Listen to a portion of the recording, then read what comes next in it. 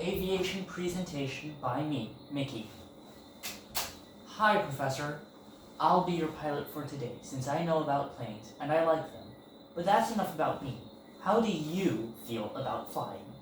Many feel uncomfortable, confused, or even quite scared by the experience. However, me teaching you more can help you feel less. This is going to be my thesis statement. Flying is complicated, even for pilots, but by considering the fundamental ideas needed to know in order to be a pilot, then finding those ideas in the information used to plan a flight, and then making sound decisions off of these ideas during the doing phase, we can become proficient pilots. Now, my 3 main points are that there are these fundamental ideas necessary for the proper pilot's mindset, that these ideas are manifested as the fundamentals of the planning phase, and sound safety decisions are key things during the doing phase that are made by these ideas. Now, let's sort out some things to keep in mind before we even touch any information. This speech's objective is to introduce you to flying with as little confusion as possible. I'm going to give you some of my ideas, but not all of them, since I want you to make them yourself. And I want you to make the critical thinking connections between information and idea. Now, chances are, if you click on my bibliography, you'll be sent to a 500-page manual, which is confusing. However, my blue thinking cap divides the manual so that it's no longer 500 pages. Red thinking cap says ideas that are abstract can be connected using mnemonic devices.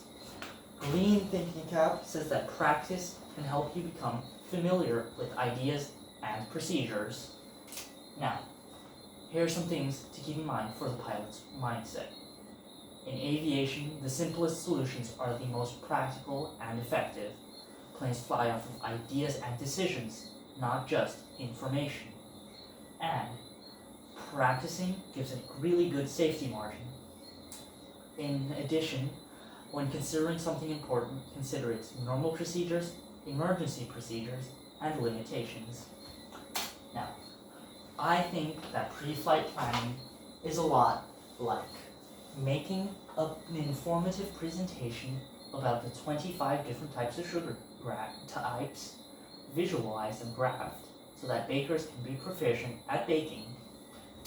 Now, in order to plan a flight, we have to know, according to the Pilot's Handbook of Aeronautical Knowledge, our illnesses, medications, stress levels, alcohol consumption, fatigue, and emotion. In addition, the Code of Federal Regulations says that we need to know our notifications, weather, runway lengths, alternate destinations, fuel requirements, and takeoff and landing distances. Now, what are the sources of this information? The Pilot's Operating Handbook gives aircraft information. Chart Supplement gives airport information. And Weather Briefing gives weather information. NOTAMs are as follows, which are the notifications that I mentioned. You go to the NOTAMs, you click on an airport, search it, click on NOTAM, and put it in plain language so that you can read it. There. Back to the presentation.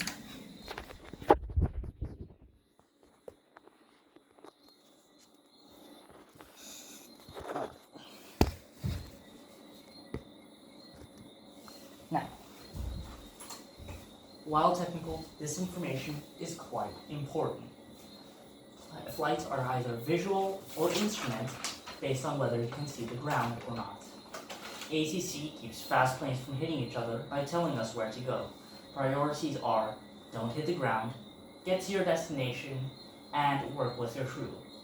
Me, as the pilot in command, my main authority and objective is to make the proper decisions about safety.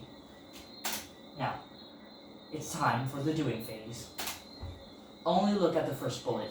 The decision of whether or not the aircraft can fly is incredibly important. We consider it during the planning phase, but we make it during the before taxi. and the taxiing phase. Now, think about how something like the weather influences this decision. Now, when pilots depart, only look at the image. It shows an emergency called engine failure after takeoff. We can either, according to the airplane flying handbook, land in the field in front or turn 180 degrees back onto the runway.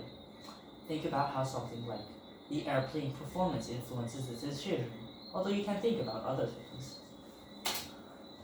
Now, when pilots cruise, it's mostly just monitoring the plane and the passengers and navigation. However, during landing, we have to be very focused. The image here shows a go-around, which is the time-critical decision that pilots make when the landing just can't be done first try. Now, a lot of factors influence this decision.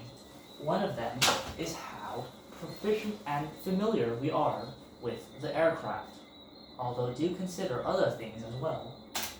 Now, we've flown over some fundamental ideas that pilots always need to keep in mind during flight.